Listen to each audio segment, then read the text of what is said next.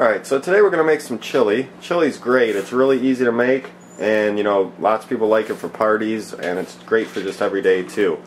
So this is just going to be a normal recipe. Of course, different people make chili different ways. You can always change up the recipe in your own way. You can pretty much add whatever you want to chili.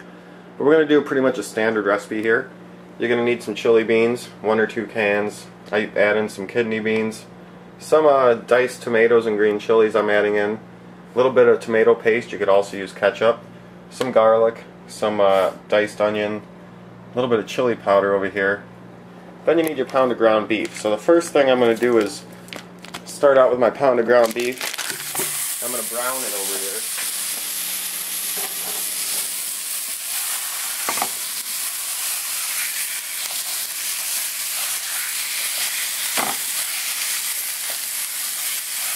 And as you brown it, you want to break it up a lot because it's you don't want big chunks in the chili. So I'm just going to keep breaking this up and moving it around as it cooks.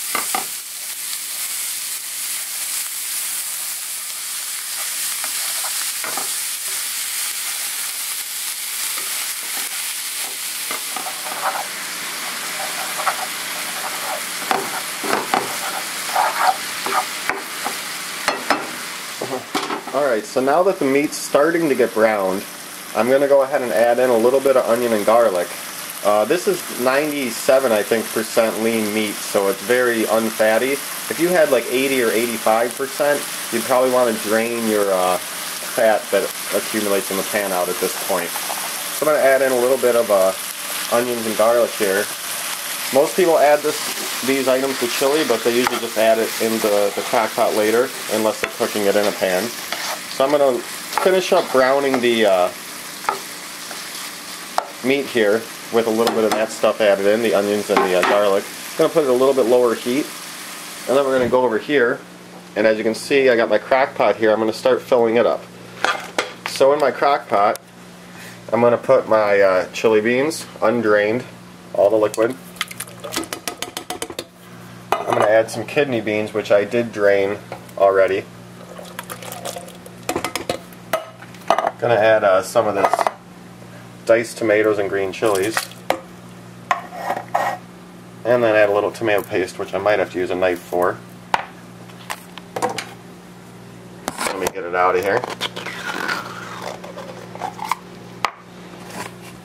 So we have our tomato paste here.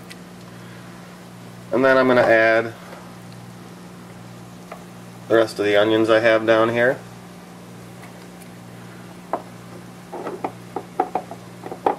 And a little bit more garlic. And then I'm going to add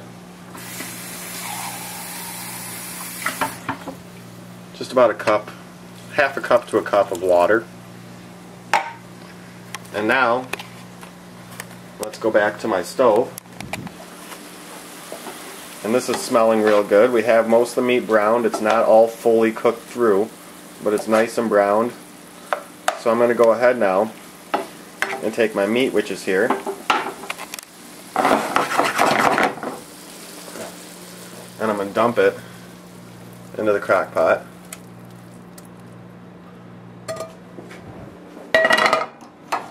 Now, I'm just going to stir up everything in the crock pot here. Oh, I forgot one thing. I'm going to add a little bit extra chili powder. Some chili seasoning came in the chili beans I got, but I added a little extra chili powder there. Then just going to stir this up.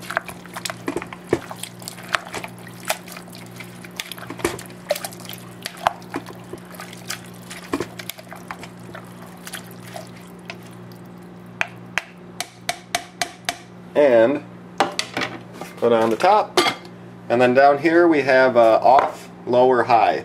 If you want it to cook in 8 hours, put it on low. And I find slower cooking usually is better for these types of things. Get a little bit nicer, softer, and more cooked in. But if you want it to be done in about 4 hours, you can put it on high. So I'm going to put mine on low because I want it to cook for a long time. And we'll come back and check on it in about 8 hours and see how it is. Alright, so here we are, 8 hours later. It's actually about 7.5 hours later, but I don't want to wait anymore. I want to eat this. So about 8 hours later, here we are. I like to eat my chili with some bread. People usually sprinkle some cheese on top of chili, sometimes some hot sauce. Again, you can do whatever you want. Everyone likes it a little different. I just eat it with some bread usually. So inside of here now, got our mixture, and as we stir it up, see all the parts. So I'm just going to take myself a nice spoonful or two.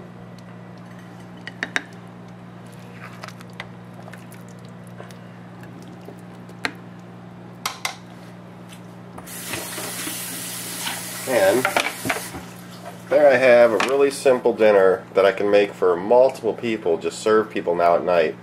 Really easy to make. With the leftovers, you can bag it up, Tupperware it up, you know, you could freeze it or put it in the fridge, it'll last for a while.